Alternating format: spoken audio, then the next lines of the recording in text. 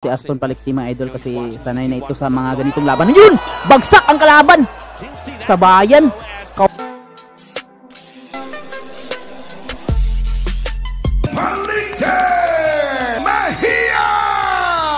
Ito na mga idol ang pangalawang laban natin ngayong araw. August 16, 2025. Ito ay ang laban ni Aston Palikti versus Abel Mejia. Ito ay bakbakan ng Pilipinas versus Amerika mga idol. Pasensya na kayo, hindi masyadong malinaw ang ating kuha ngayon ng idol, pero panigurado bago itong laban na ito mga idol.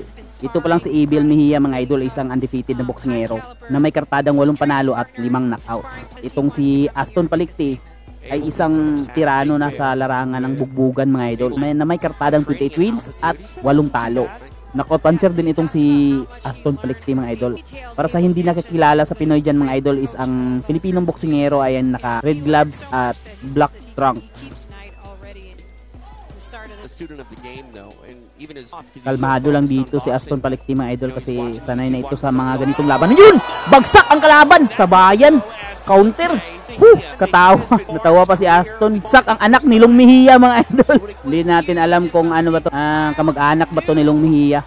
Walang talong boksingero mga idol. May bigat kasi ang kamao nitong si Aston Palikti. Tingnan natin kung kaya ba ni Palikting tapusin itong si Mejia mga idol. Yun pala ang pinakaunang pagbagsak ni Mejia mga idol sa kanyang buong karera. Uy, nice.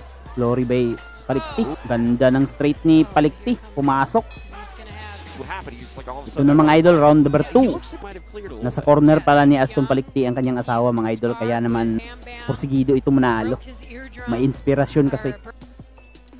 Uy, sayang.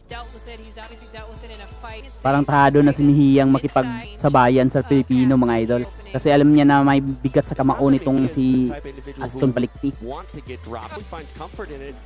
Uy, tinamaan si Palikti. Delikado, nagpapapansuntok si Aston Palikti dito sa round 2. Parang walang plano manalo dito si Aston Palikti